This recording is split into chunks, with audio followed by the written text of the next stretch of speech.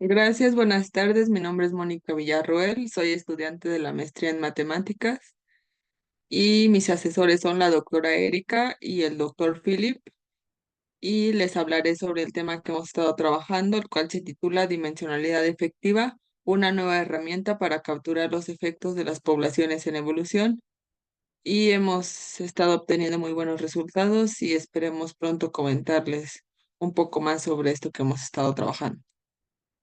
El día de hoy daré una pequeña introducción de por qué nos motiva a trabajar en esto y las bases de la teoría que hemos estado ocupando y algunas simulaciones en las que eh, pues sí hemos estado viendo.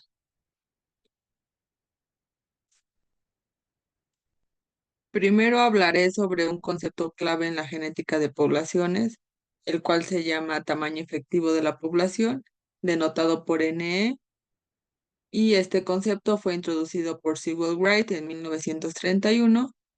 Y este concepto representa el tamaño de una población ideal que tendría el mismo nivel de deriva génica y variabilidad observados en una población real.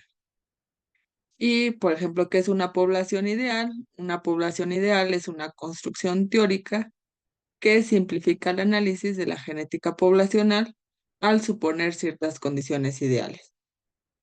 Estas condiciones son el tamaño constante. Se asume que la población tiene un tamaño constante a lo largo del tiempo, lo que elimina las fluctuaciones demográficas que pueden ocurrir en la naturaleza, que esta población esté bien mezclada, todos los individuos tienen la misma probabilidad de interactuar y reproducirse, lo que implica una distribución homogénea de los genes dentro de esta población y que se encuentre sin efectos de selección o de migración.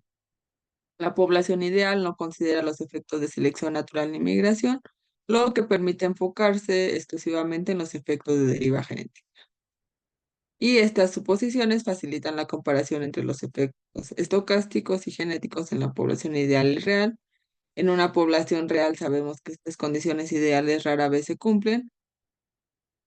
Por ejemplo, las poblaciones pueden experimentar fluctuaciones en el tamaño, tener estructuras espaciales o sociales o estar sujetas a selección natural o a migración.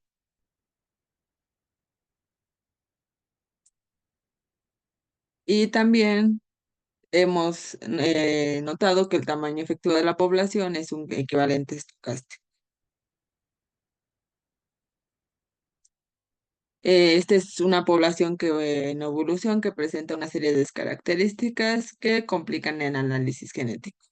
Estas características también pueden ser un tamaño variable. Las poblaciones reales a menudo experimentan fluctuaciones en el tamaño a lo largo del tiempo debido a factores ambientales, demográficos o de recursos. También presentan subdivisiones, pueden estar subdivididas en grupos o subpoblaciones que interactúan de manera diferenciada. La endogamia, también la reproducción entre individuos aparentados o otros factores como la migración, la selección natural y efectos sociales también pueden influir en la dinámica de población. Por tanto, el tamaño efectivo poblacional N se define como el tamaño de una población ideal que tendría las mismas propiedades estocásticas que una población real bajo las condiciones que presenta. Es el tamaño constante de una población ideal que, a pesar de las características y complejidades de la población real, genera los mismos efectos estocásticos, o al menos eso esperamos. Pero también al estudiar este concepto, hemos notado que cuenta con algunas limitaciones. No puede ser suficiente para poblaciones con estructura espacial o social. Esto es decir, que resulta insuficiente para modelar poblaciones, por ejemplo, en la estructura espacial, como aquellas que están distribuidas en diferentes hábitats o regiones geográficas, las interacciones entre sus poblaciones pueden ser muy diferentes de las que se sumirían en una población bien mezclada. De manera similar en una población con estructura social, donde las interacciones están influenciadas por factores sociales como jerarquías o grupos sociales, el simple uso de N puede no capturar adecuadamente la dinámica genética.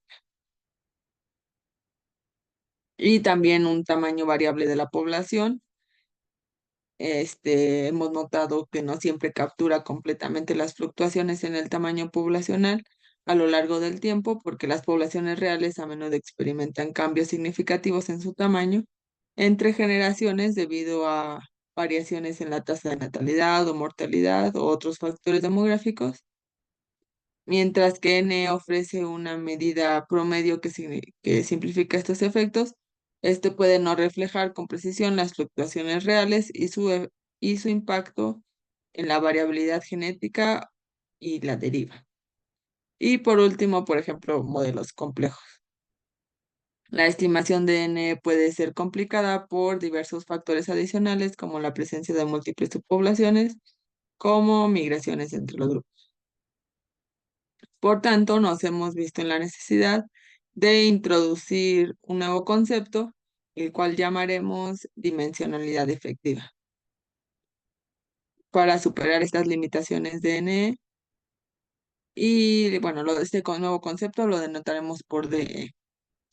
Y podemos plantear nuestras hipótesis, con las cuales hemos trabajado como base en nuestra investigación y hemos identificado puntos claves en los modelos de genética de población. El primer caso, como hemos visto, que este concepto no es suficiente para modelar las poblaciones que evolucionan en espacios continuos, lo hemos titulado como algunas limitaciones de N, que hasta ahora se ha utilizado el concepto de tamaño efectivo de la población. Sin embargo, como hemos visto, tiene una limitación significativa y este concepto único no es suficiente para capturar la complejidad de las poblaciones que evolucionan en un espacio continuo. Y nos hemos visto en la necesidad de un segundo equivalente estocástico, em, sí, para ayudar a capturar los efectos espaciales. Y nuestra propuesta lo hemos titulado como DE y creemos que un candidato prometedor para este segundo parámetro, el cual llamaremos número efectivo de dimensiones espaciales, que nos permitirá capturar los efectos espaciales de manera más precisa. Y algo clave que nos hemos dado cuenta es que no necesariamente tiene que ser un número entero. De hecho, y en la mayoría de los casos es un número fraccionario y por tanto, en lugar de depender únicamente de n, podemos usar el conjunto n y d para modelar poblaciones que evolucionan en un espacio continuo al considerar tanto el tamaño efectivo de una población como los efectos espaciales.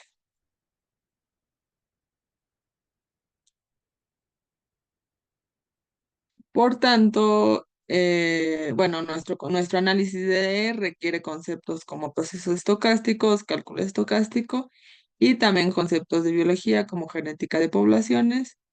Y en algunos casos hemos visto que en las simulaciones también algo complejas, pero también hemos visto que ha facilitado algunas cosas que antes no se veían. Y nuestra propuesta de equivalencia estocástica, por tanto, el número efectivo de dimensiones espaciales se propone como un nuevo tipo de equivalencia estocástica para modelar las poblaciones en espacio continuo y a diferencia del tamaño efectivo de población N, que es una medida de tamaño poblacional en términos de deriva génica, D está diseñado para capturar la complejidad espacial inherente en las poblaciones reales. Y en este caso, eh, D también se busca hacer una equivalencia estocástica y consideramos los factores espaciales como la densidad variable.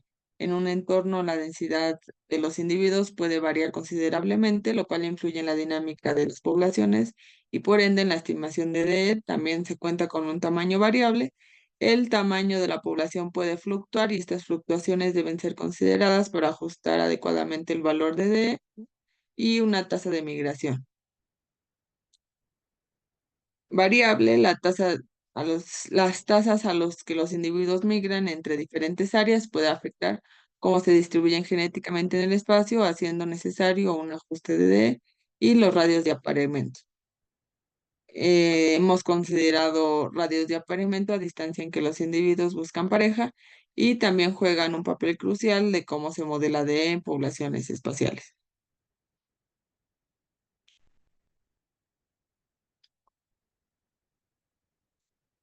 También hemos visto algunos retos, como en el caso de NE, como la complejidad de factores y la practicidad, porque aunque la teoría de D es sólida, en la práctica la estimación precisa de D puede ser desafiante debido a la necesidad de la complejidad de múltiples variables espaciales y genéticas simultáneamente.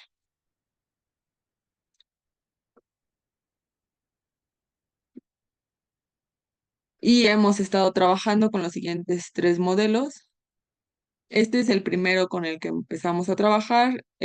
Actualmente lo hemos descartado un poco porque no nos ha sido demasiado útil, pero pues lo presentamos como nuestro primer modelo en el que trabajamos, en el que los tiempos de coalescencia, eh, estipándose a partir de esta secuencia, se ajustan a una distribución de los tiempos de coalescencia.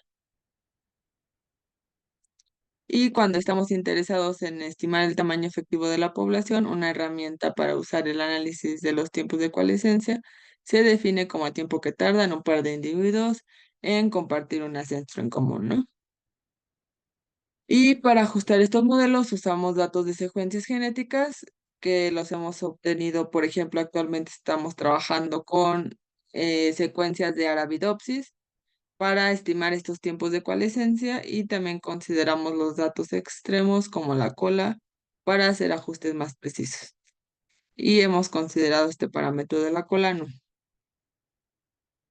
Este es el segundo modelo con el que hemos estado trabajando.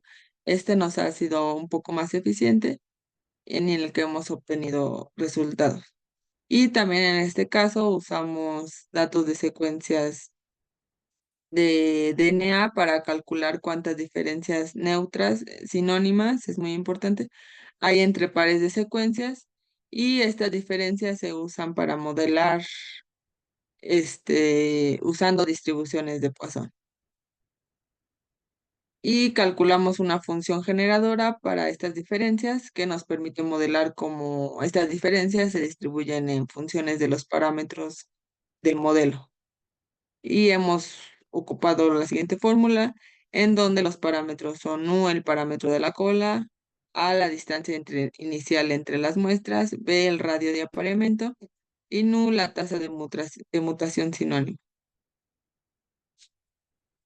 Y por último, este otro modelo en el cual tampoco no hemos trabajado mucho, pero en este caso hemos trabajado con la Identity by Descent o identidad por descendencia, y se refiere a la probabilidad en que dos individuos compartan un segmento de DNA heredado de un ancestro en común, y ajustamos los datos de secuencia para calcular estas poblaciones.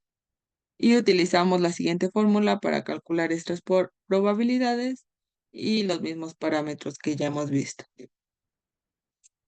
Y por último, mostrar algunos de los resultados que hemos obtenido, en el que hemos obtenido muchas similitudes entre la dimensionalidad real y la dimensionalidad estimada con nuestros parámetros, y se asemejan mucho. También son secuencias de Arabidopsis, y en algunos casos hemos trabajado con secuencias de influenza.